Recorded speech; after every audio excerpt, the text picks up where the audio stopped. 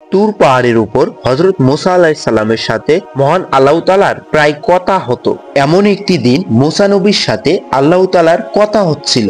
এই সময় হযরত মুসা আলাইহিস সালামের মনে কিছু প্রশ্ন জেগে উঠল। তখন মুসা আলাইহিস সালাম মহান আল্লাহ তাআলাকে 4টি প্রশ্ন করলেন, যার উত্তর মহান আল্লাহ তাআলা মুসা নবীকে দিয়েছেন। সর্বপ্রথম সেখানে গিয়ে মুসা আলাইহিস সালাম আল্লাহ তাআলাকে প্রশ্ন করেন, হে আল্লাহ, আপনি কত যত্ন করে মানুষকে বানিয়েছেন, তাহলে কেনই বা আবার তাদেরকে মৃত্যু দেন? তখন আল্লাহ তাআলা মুসা আলাইহিস সালামকে ফসল ফলাতে আদেশ দিলেন। হযরত মুসা আলাইহিস সালাম আল্লাহর নির্দেশ মতো তাই করলেন। তিনি প্রচুর পরিমাণে গম উৎপাদন করলেন। কিছুদিন পর যখন ফসল পেকে গেল, তখন তিনি ফসল থেকে দানা বের করলেন এবং খোসা আলাদা করলেন। তখন আল্লাহ তাআলা হযরত মুসা আলাইহিস সালামকে জিজ্ঞাসা করলেন, হে মুসা, তুমি নিজ হাতে ফসল ফলালে, তাহলে আবার নিজ হাতে ফসল কেন কেটে ফেলেছো?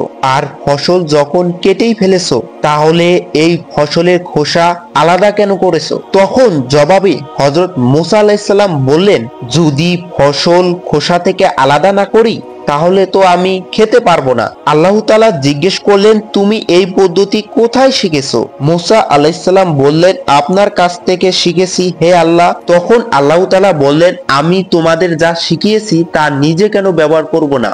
আমি মানুষ সৃষ্টি করেছি এবং মৃত্যু দেই, যাতে আমি বুঝতে পারি যে কার রূহ কেমন। এমন কথা শুনে হযরত মুসা আলাইহিস সালাম বললেন, রূহ কি সবার এক হয় না? তখন আল্লাহ তাআলা বললেন, পৃথিবীতে দুই ধরনের রূহ হয়, কারো রূহ পবিত্র, আবার কেউ বা নিজ রূহকে কলুষিত করে ফেলেছে। আর মৃত্যুর পর আমি এই রূহ দেখে জান্নাত জাহান্নাম নির্ধারণ করব।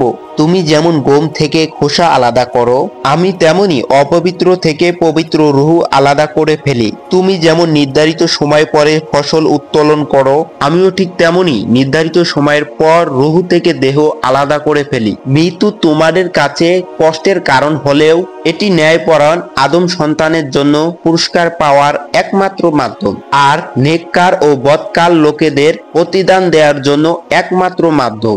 এরপর হযরত মুসা আলাইহিস সালাম আল্লাহ তাআলাকে আরেকটি গুরুত্বপূর্ণ প্রশ্ন করেন, হে আল্লাহ, এই পৃথিবীতে আপনি কাকে সবচেয়ে বেশি পছন্দ করেন? মহান আল্লাহ তাআলা বললেন, আমি সেই ব্যক্তিকে সব থেকে বেশি পছন্দ করি, যার হাতে ক্ষমতা থাকা সত্ত্বেও সে তার ক্ষমতাকে ব্যবহার করে না, সাথে সাথে প্রতিশোধ নেয় না এবং ধৈর্য ধারণ করে। কেননা এই একই গুণগুলো আমার মধ্যে রয়েছে। তোমরা যত পাপ করো, আমি যদি সাথে সাথে তার প্রতিশোধ নিতাম, তাহলে সারা পৃথিবীতে কোনো মানব সম্প্রদায় বেঁচে থাকতো না। তেমনি করে পৃথিবীতে অনেক প্রভাবশালী ব্যক্তি আছে, যারা সাথে সাথে প্রতিশোধ না নিয়ে অপেক্ষা করে। আমি পৃথিবীর বুকে সেই ব্যক্তিদের সব থেকে বেশি ভালোবাসি। হযরত মুসা আলাইহিস সালাম আরো জানতে চাইলেন, হে আল্লাহ, এই পৃথিবীতে সব থেকে জ্ঞানী ব্যক্তিকে? আল্লাহ তাআলা বলেন, যে ব্যক্তির জ্ঞান পিপাসা কখনো শেষ হয় না, আর যে ব্যক্তি তার নিজের অর্জিত জ্ঞান নিজের মধ্যে সীমাবদ্ধ না রেখে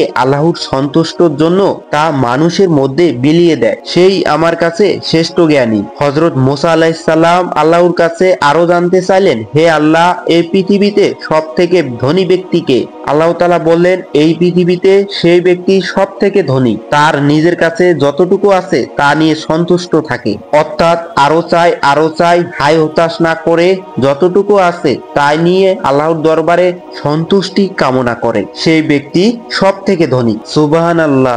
এই কথাগুলো শোনার পর হযরত মুসা আলাইহিস সালাম আল্লাহর প্রতি কৃতজ্ঞতা আদায় করে। আল্লাহ তাআলা যেন আমাদেরকে বোঝার তৌফিক দান করে। আমিন।